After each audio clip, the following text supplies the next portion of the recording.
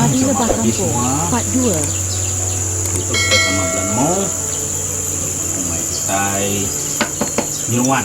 Ya. Kita akan menuakan kami kita menyebut Nyeruan. Lain tempat lain enggak. Leka jaku kenal. Jadi itu ditupai aku atau kumai tikong tau mereka bala membia mayari tu nak bala tikong.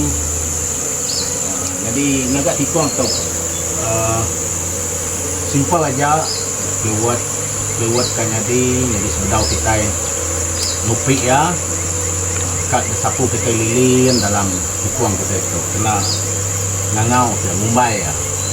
Oh, Mumbai. Jadi ya tu tak senang aja nupi ya tupi kita baru rumah tempat ke nak berpanas lah kalau sesuai lepas kita ingin nak tradisional. Jadi nupi Nyeruan tu ya kendarnya tadi mayung tay ka ngacau ya.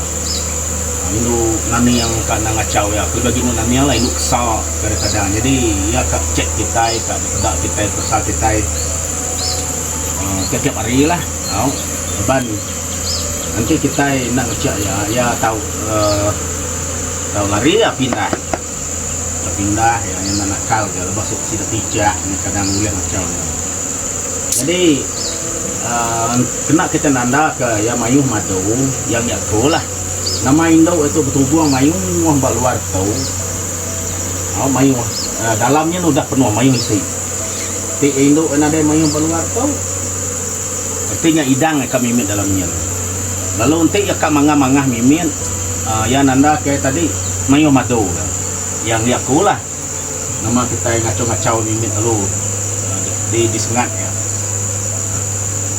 ya kan ngetan ke saya maka ngetan ke madu anak yang jadi kita ngambil idang itu nyena set telur tu tadi Michael berarti lebih dalam tulang kita boleh milih ni idang dekat kita. Okey, jadi dia tu kita nguji ngambil idang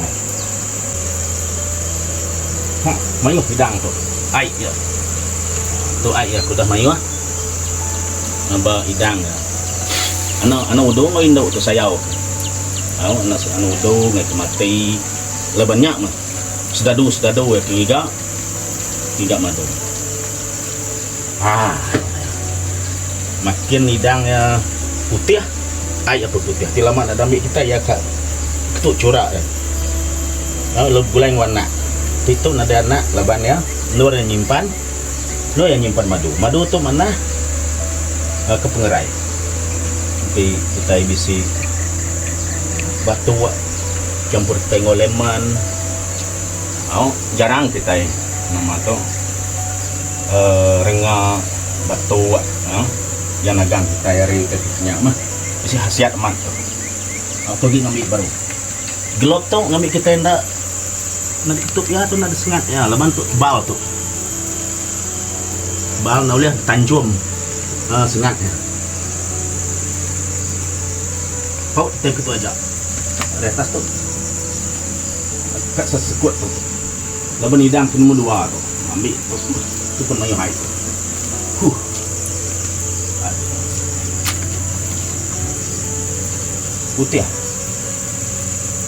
putih bersih ban kuasan dia nuk itu mayuh nak bungai tu ya penuh ketau ada lubang tu madu yang memegang tu madu Nyeruan di bisi rundiang bisi hati tak order ngagaku harga kawan sama kawan itu bidang nomor 2 tadi hati-hati lepas tu keruk emat tu sekarang tu mudah pecah dia sayat aja di kedai